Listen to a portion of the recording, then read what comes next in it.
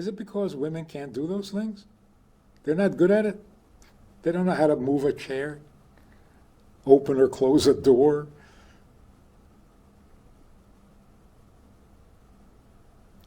No, it's not because women can't. God created a human being. The angels were not impressed. They said, why would you do that?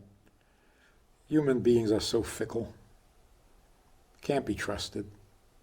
You have us. What do you need with human beings?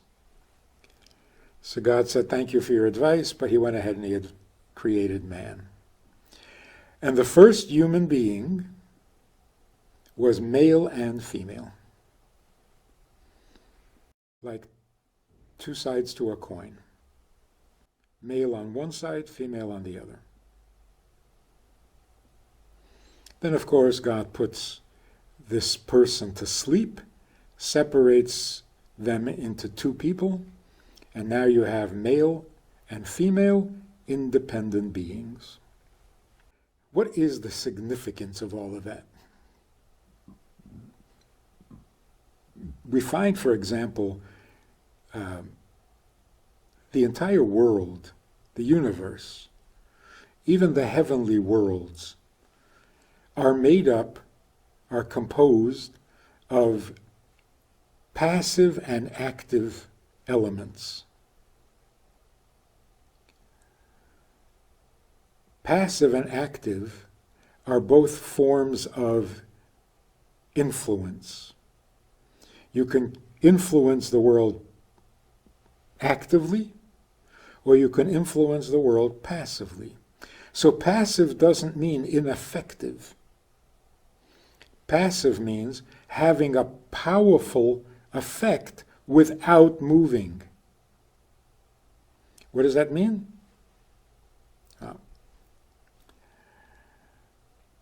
If everything is moving, how do we know that there's movement?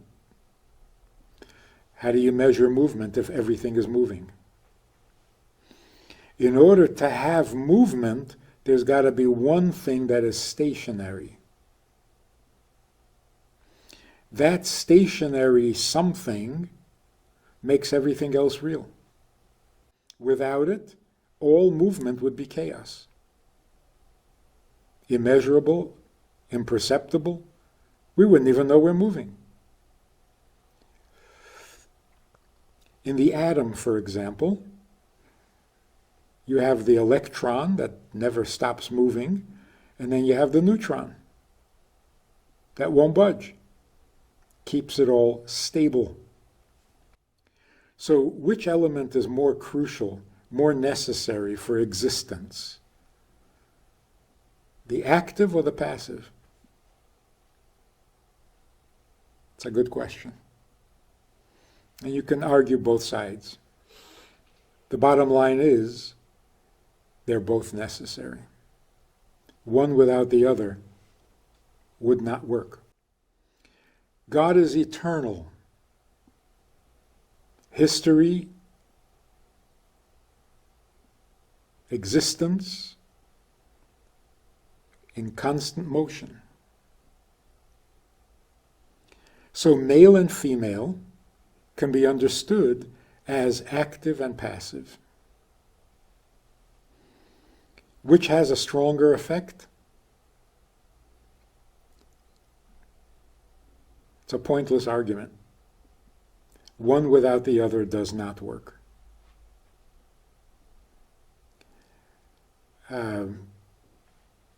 You could make the argument that the passive is stronger. Without moving, it has an effect. That's pretty powerful. Movement, of course, creates energy and it creates...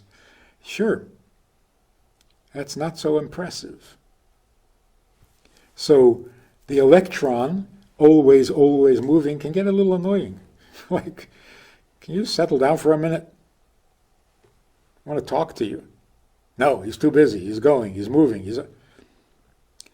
So the woman, being the passive ingredient, gives everything its stability, has a powerful effect on all the things that are moving. But if all there was a passive force, not much would happen, would it? So you have to have the masculine, aggressive, active ingredient.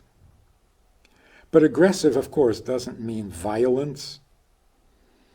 It means the need to move, the need for change of location, change of effect. So male and female are two universal ingredients, yin and yang. One is active and one is passive. We were teenagers sitting in yeshiva, and we read a statement from the previous Rebbe's writings, where he is describing the nature of a chassid, a person raised with Hasidic philosophy and teachings and Hasidic lifestyle and practices. What is this person? And there are different descriptions of what is the unique quality of a chassid. So there's one statement that says, a description of a chassid is a person who doesn't speak a lot, thinks a lot, but does even more. Not much speaking, a lot of thinking, but even more doing. In this particular talk, the previous Rebbe said simply, a chassid is someone who is quiet, the silent type. And one of my classmates, who happened to be a brilliant kid, said, what does that mean? Being silent is an accomplishment? What does that mean? It's good to be quiet at times, but to say that's what a chassid is a silent person. What is that? And he answered his own question. And for a teenager, I think it was quite profound. He said there are people who affect others by talking, by saying powerful things. They deliver a powerful message. They're great orators. They speak with passion. They move people. They inspire people. A lot of energy, a lot of activity. A chassid is someone who can inspire another person without saying a word. Not by being a role model. Everybody does that. A chassid is somebody who by not saying has a greater effect than somebody else who does say. The wisdom that Hasidus gives is knowing when not to speak. And when a chassid does not speak, it has a powerful effect. It's like the ability to read between the lines. What wasn't said is just as powerful as what was, if not more powerful.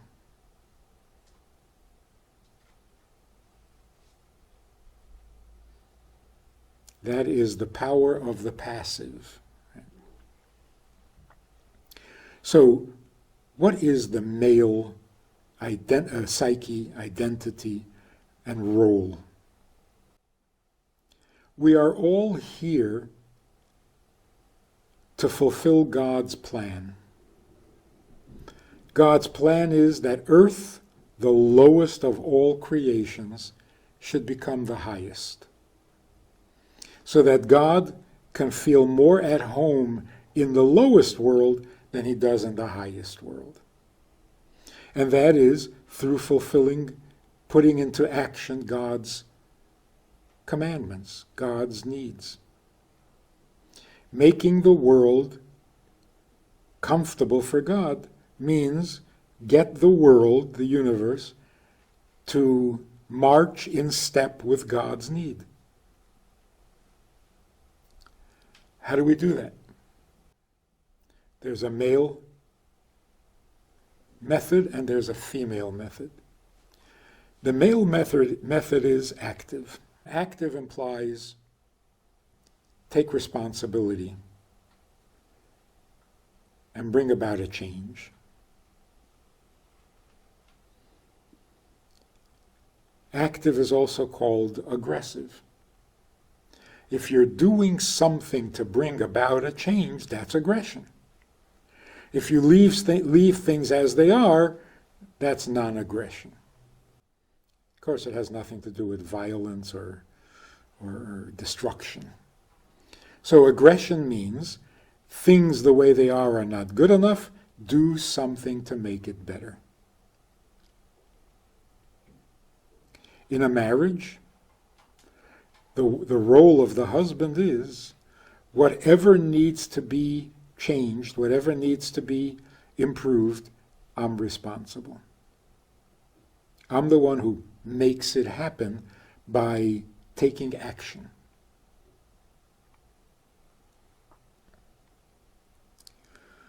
That is very different from the passive effect. The passive effect is the stability that a woman brings.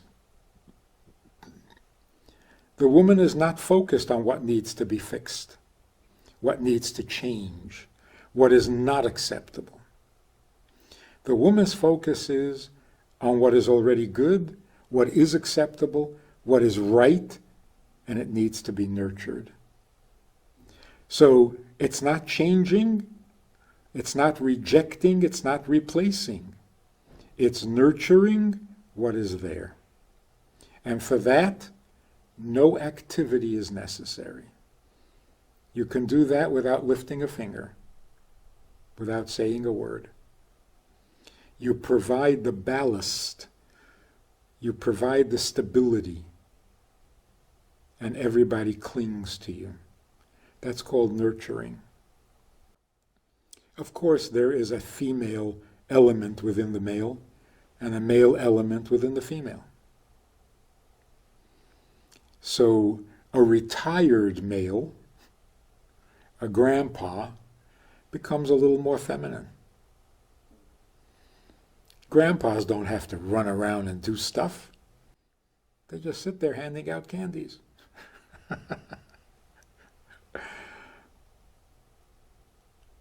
They become more feminine.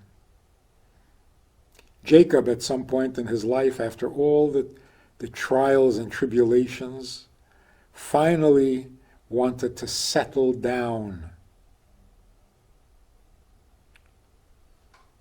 And then all of a sudden, his sons are selling Joseph into slavery, and here we go again.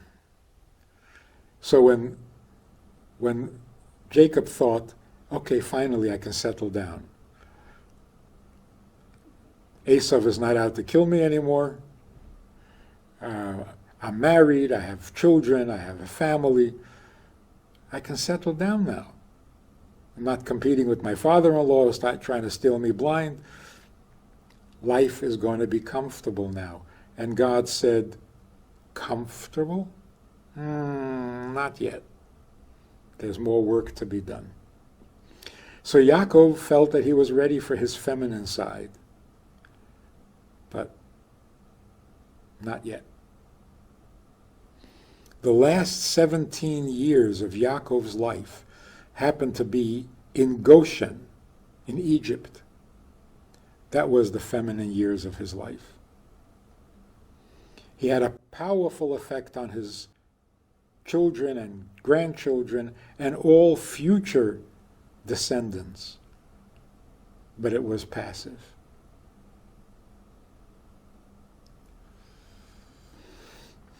So when a man feels like he is changing something, not only does that give him pleasure, a uniquely male pleasure, it also gives him contentment. He is where he belongs, he's doing what he should do, he is comfortable in his skin because he is male and he's acting male.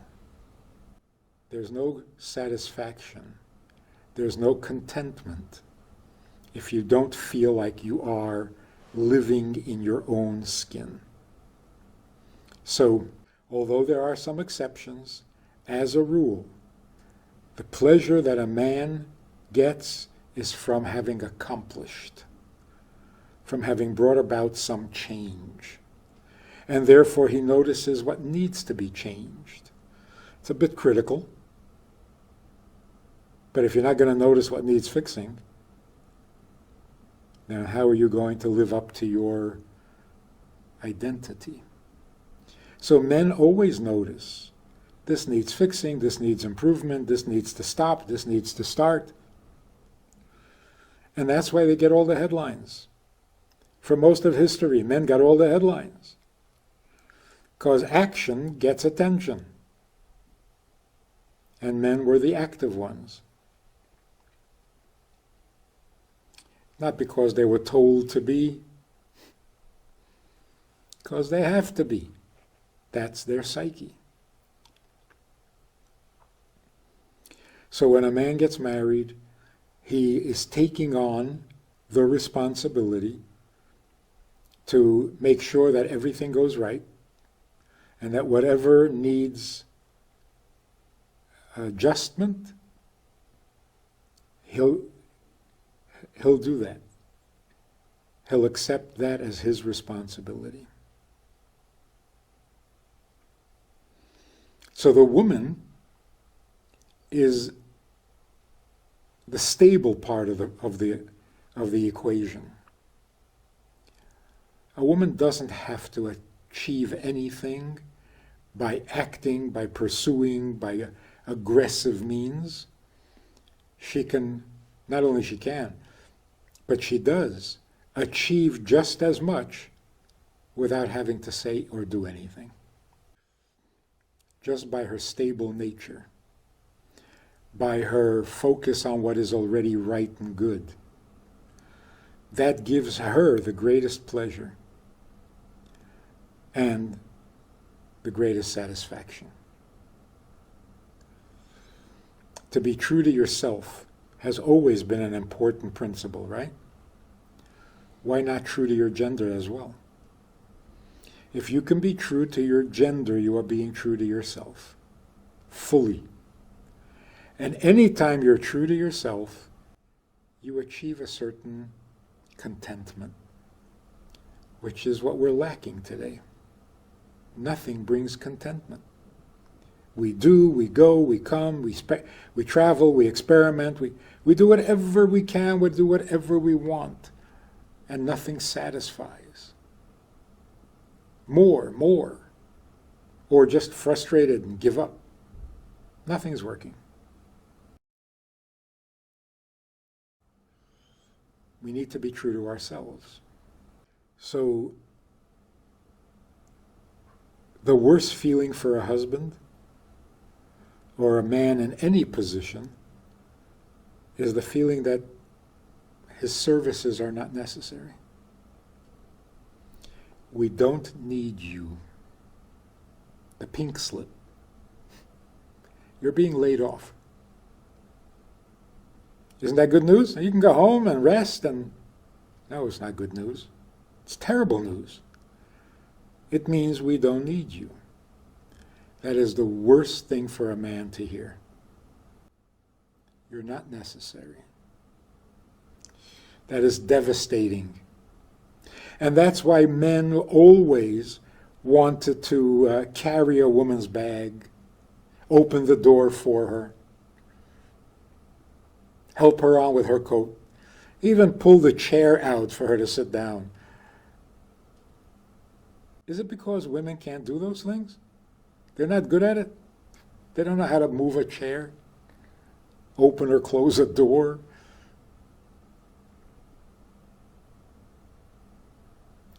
No, it's not because women can't, but because men need to. Men need to feel useful, productive at all times, especially around women. So it was not an insult to women that men would open the door for them.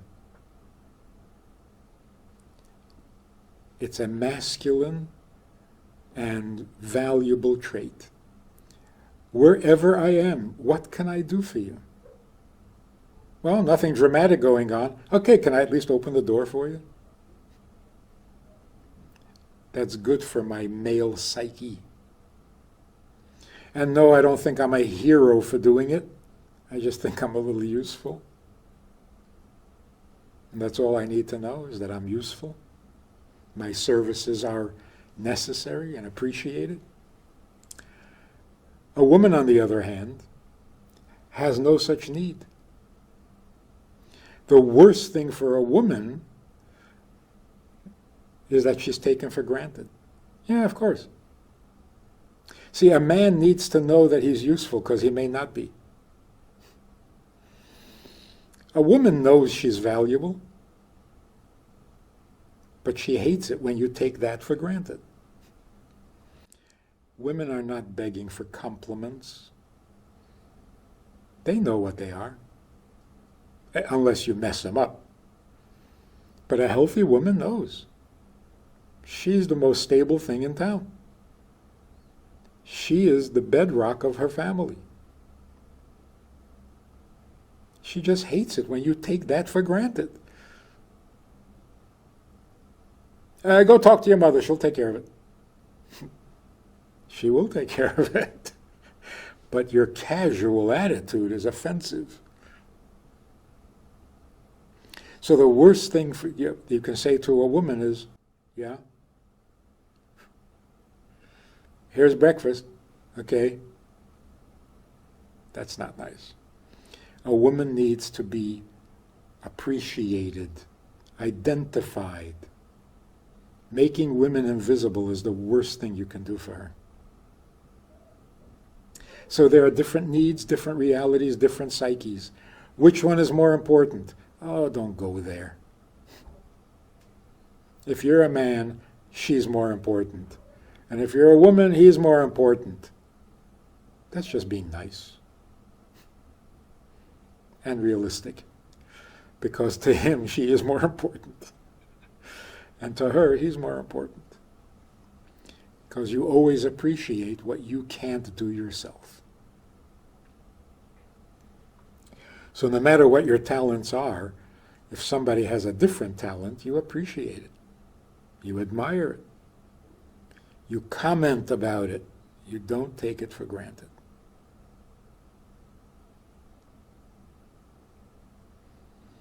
So the worst thing a woman can say to her husband is, I took care of it. It's okay, I took care of it. Which is a thinly disguised way of saying, I don't need you. I can do without you. That may be true, but it is definitely hurtful. So, advice to women. If your husband is trying, don't knock it. Say, well, I don't need you to do that. I need you to do something else. Don't do that. As long as he's doing, compliment him. That way you'll get him to do everything. But if you start criticizing what he does, he's gonna end up not doing anything. And advice to men, husbands, fathers, don't let her do it. You do it first. Because we're a lazy bunch. If she'll do it, you'll let it. Fine, so she took care of it. No, she is stealing your thunder. Don't let that. You're going to find yourself without any thunder and you're going to suffer. Don't do that. Be the proactive one. Let your wife be the passive one. She's good at it. You're not. So wake up in the morning and say, what can I do? What do I need to do? What can I accomplish today? In the family, for the family. The fact that somebody else could do it if you didn't, that's not good news. You need to do it, they don't. So a husband can never say, I did enough, There's still some problems, well, let her solve it. Oh no, that is not masculine. As the husband, as the masculine ingredient in the relationship, everything is your responsibility, even what isn't your fault. So if your kid messes up, well, who has to fix it? Not your kid, you. You're the papa. The papa. You gotta be the papa. And if your wife is in trouble, maybe she got herself into trouble. Whose job is it to get her out? Yours, not hers. See, that's what she needs you for. She needs you so that she can lean on you when she is not feeling strong. But if you're going to say, hey, you're capable, go ahead, handle your own problem. What role do you have? So, let's not get confused about our gender, and let's not neglect it. It is the only way to achieve contentment, the ultimate pleasure, a feeling like you're right with the world, you're right by yourself, you did right by yourself, and mainly, you did good by her. To know that you have a happy wife, that can make up for all the difficulties in life. It doesn't take much, by the way. It seems like a daunting, impossible task. I should make her happy? How can I make her happy? Not that difficult. Be the man, let her be the woman. She'll be happy. So we should all have satisfying, meaningful family relationships. Everything in life depends on that. Society, civilization, it's all built on the man and the woman who help each other be themselves. We have a Sunday night program for VIPs that you might be interested in. It's informal, it's questions and answers, it's conversation. It's really relaxed, it's really pleasant, enjoyable, informative, and kind of community-like. It's a Sunday night program. There's a Wednesday morning program for the VIPs, and there's a Wednesday night program. All of it just conversation, casual, laid back, unscripted. So join us, take a look, click the link below, and see which of the three suits you best, and join us for some enjoyable conversation.